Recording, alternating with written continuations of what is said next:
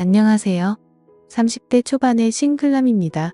얼마 전만 해도 저는 회사 다니기 정말 짜증이 났습니다. 경기도 어려워 다른 곳에 취직하기는 더욱 힘들어 골백 번 넘게 사직서만 쓰고 휴지통에 넣기를 반복하고 있는 요즘입니다. 저혈압이었던 제가 이 고혈압이 된 원인은 회사 상사 때문입니다. 여기서 직급을 차마 까갈릴 수가 없어 이렇게 상사라는 표현으로 대체하는 것을 너그러이 이해해 주시기 바랍니다. 상사가 짜증나는 이유는 대략 이렇습니다. 고깃집에 가면 아랫사람에게 고기는 시켜주지 않고 후식으로 나오는 냉면만 시킵니다. 물냉면이든 비빔냉면이든 그건 개인의 자유입니다. 가격만 6,000원을 넘기지 않으면 됩니다. 상사에겐 그게 가장 중요합니다. 심지어 회식 자리에 흔하다는 술도 없습니다. 그러니 회식 막바지엔 냉면 그릇을 들고 모두가 건배를 외칩니다. 이를 보는 식당 직원들은 제 회사 사람들만 한심스럽다는 눈으로 쳐다봅니다. 그래서 저는 회식할 때마다 그런 회식 자리와 상사가 쪽팔립니다. 그래서 회식에 참여하기도 싫습니다. 상사는 워낙 짠돌이라 10만 원이 넘어가게끔 회식 비용을 사용하지 않습니다. 그렇게 근검절약해서 사용하고 남은 금액은 자신의 개인 비용으로 사용을 하죠. 그 개인 비용이 어디냐면 자신이 바람 피우며 현재 만나고 있는 내연녀입니다. 내연녀와 마트에서 장보기 내연녀의 생활비 내연녀와의 데이트 비용으로 사용하는 것입니다. 또 늦은 새벽 문자를 보내 그날 있었던 일에 대한 트집을 잡습니다. 정작 어떠한 문제가 발생한 그 당시엔 많은 직원이 보는 그 앞이라 그런지 괜찮다며 다정하게 웃었던 양반이 아무도 없을 땐 헐크처럼 돌변합니다. 그러던 어느 날 상사에게서 전화가 걸려왔습니다. 그나마 제가 회사에 근무하는 직원 중 가장 고분고분하고 대답도 잘한다며 저를 자신의 집에 초대한 것입니다. 토요일날 저녁이나 함께 하자면서요. 저는 그 자리에 나가기 싫었으나 상사가 오라는데 어떻게 합니까? 애써 웃는 얼굴로 알겠다며 튀어갔죠. 제 동료들은 이런 저를 보며 박쥐 같은 놈이라 험담했으나 어쩔 수 없었습니다. 식구들은 저만 바라보고 있고 경기는 어려워 다른 곳에 취직할 수가 없으니 더러워도 참고 견뎌야죠. 저도 다른 곳에 취직했다면 상사 얼굴에 물을 끼얹으며 야 그렇게 살지 마라 라고 욕을 바가지로 퍼부었을 겁니다. 그러나 현실은 그게 아니니 노예처럼 고분고분해야지 어쩌겠습니까? 그게 직장인의 현실입니다. 상사가 살고 있다는 집에 가니 정말 화려하고 좋더군요. 상사의 사모님께서도 저를 밝게 웃는 얼굴로 환영해 주셨습니다. 오늘 처음 보는데 그 미모가 장난이 아니더군요. 감탄사가 절로 나왔습니다. 상사와 상사의 사모님은 잡채와 불고기 갖가지 반찬이 잔뜩 깔린 넓은 대리석 식탁으로 저를 안내하며 맘껏 먹으라고 했습니다. 저는 상사에게 물었지요. 오늘이 무슨 날이냐고 말입니다. 그러자 상사가 대답하려는 것을 상사 사모님이 중간에 가로막으며 이렇게 말하는 겁니다. 자기 남편이 회사에서 가장 신뢰하는 사람을 이번 주말 집으로 초대해 함께 식사라도 하자고 했던 겁니다. 오늘이 상사님 생일이었거든요. 저는 이렇게 내조를 잘해주는 사모님이 있어 상사가 내심 부러웠습니다. 그런데 상사와 상사 사모님이 둘러앉아 식사하는데 상사님의 스마트폰이 자꾸 울리는 겁니다. 상사는 식은 땀만 흘리고 있었죠. 순간 저는 직감했습니다. 상사가 만나고 있는 내연녀의 전화구나 라고요. 상사는 한두 번 울리고 말 것이라던 자신의 스마트폰이 계속 울리자 연락을 받지 않았습니다. 받기가 난처했겠지요. 그런데 사모님이 이를 수상하게 여겨 전화를 걸어보라고 하자 상사는 매우 난감해하더군요. 저는 그 틈을 이용해 잽싸게 사모님께 말했습니다. 지금 전화하신 분은 본부장님이시고 아마도 며칠 전 있었던 타 업체와의 계약 문제로 부장님을 찾는 것이라고 말했습니다. 미워도 제 상사이니 편을 들어줘야지 어쩌겠습니까? 사모님은 제 말을 신뢰하며 자신의 남편을 회사로 보냈습니다. 상사가 이곳을 급히 나서며 사모님 모르게 제게 윙크하네요. 처음으로 상사에게 칭찬이란 걸 받았습니다. 사모님께는 죄스러웠지만요. 그렇게 상사가 떠나고 상사의 집엔 상사의 사모님과 저 이렇게 둘만 남아 있었습니다. 그렇게 우리는 여러 이야기를 나누며 식사를 마쳤고 저는 남의 집에 오래 머문다면 실례라고 생각했기에 그만 일어서려고 했습니다. 그러자 사모님이 제게 할 말이 있다면서 저를 다짜고짜 거실 소파에 앉히는 겁니다. 잠시 후 사모님이 다과상을 차려왔고 저는 사모님과 진지한 이야기를 나누었습니다.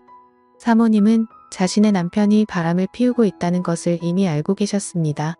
둔한 상사만 이를 몰랐던 것이었죠. 사모님께서는 남편이 가장 신뢰가 가는 회사 아랫사람 중 한 명을 이곳으로 부른 이유는 남편의 바람 유무를 직접 물어보고 남편의 내연녀에게 전화가 오는 것을 알면서도 간을 본 이유도 이 때문이고요. 사모님의 머리가 비상하다는 것은 이때 알았습니다.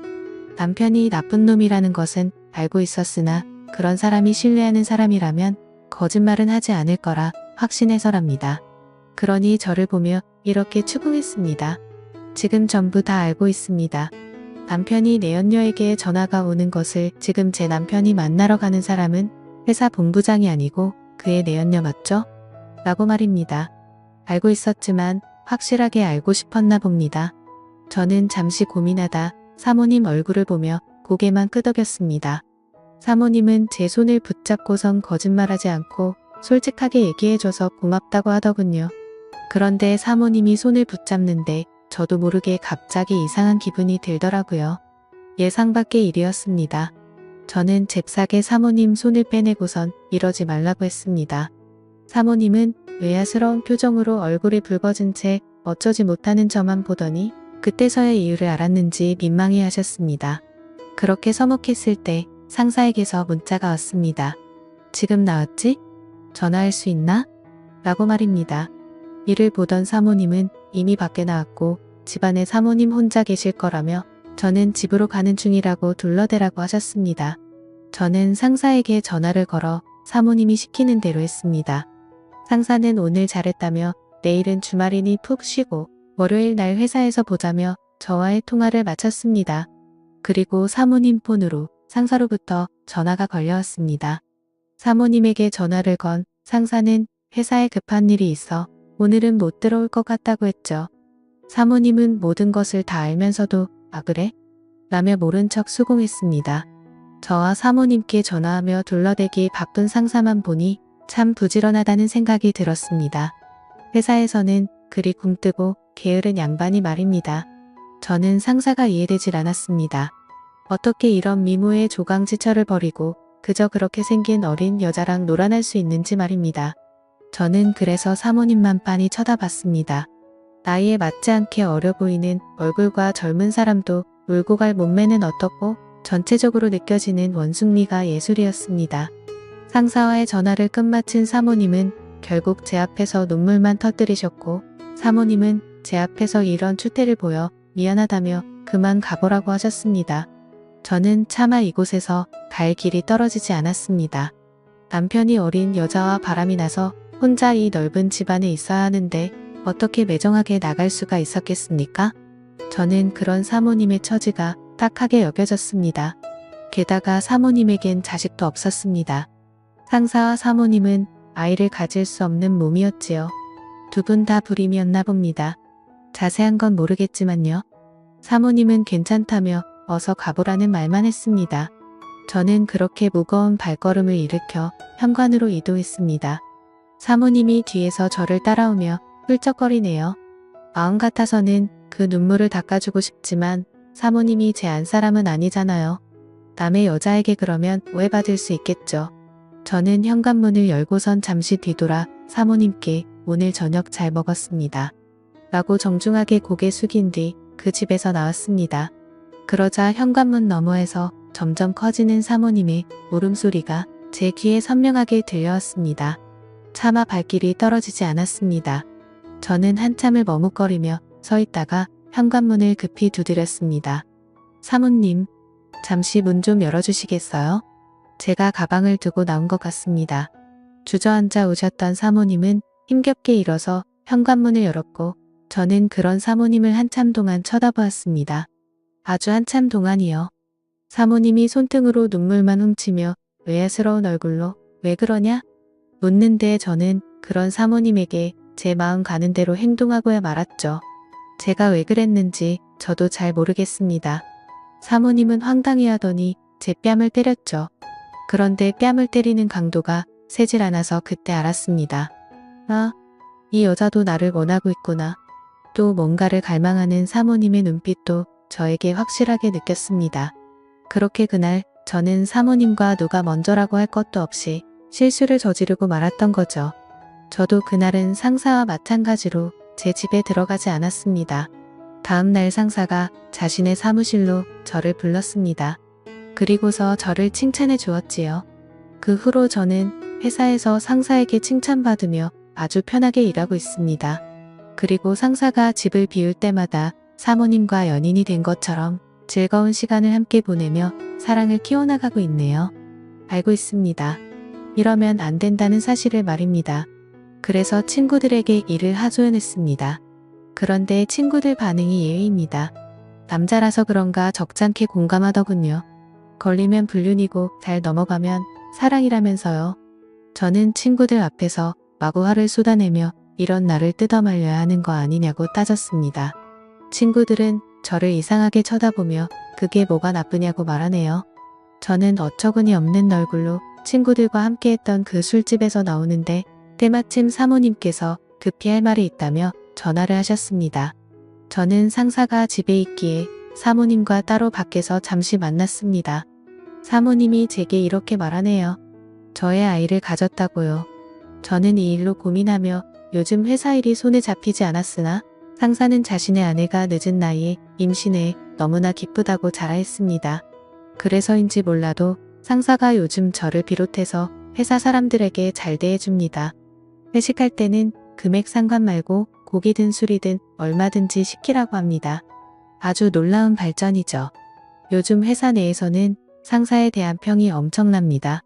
사람이 하루아침에 달라져도 엄청나게 좋은 쪽으로 달라졌다면서요. 그런데 저는 고민입니다. 일을 어떻게 할지요? 사모님은 이런 저를 보며 이 아이는 평생 자신과 자신 남편의 아이로 키울 생각이랍니다. 바람 피운 남편에게 아내였던 자신이 처음이자 마지막으로 주는 천벌이라고 생각합니다. 그러니 저와는 위험한 사랑을 여기서 끝내고 저보고 이제 그만 만나자고 하네요. 제가 주었던 것은 사랑이 아니라 동정이었다면서요. 그런데 저는 자꾸만 그런 사모님이 눈에 밟힙니다. 애초에 시작하지를 말걸 왜 제가 사모님께 마음을 주었을까요? 그리고 그 아이는 왜 이런 불길한 마음을 주었을까요? 그리고 그 아이는 왜 이런 불행에 휩싸여야만 하는지 이 모든 게 제 탓인 것만 같아서 마음이 안 좋네요. 제가 어떻게 하는 게 좋을지 현명한 조언 댓글로 부탁드립니다. 지금까지 제 사연을 들어주셔서 감사드립니다. 구독과 좋아요 부탁드려요. 감사합니다.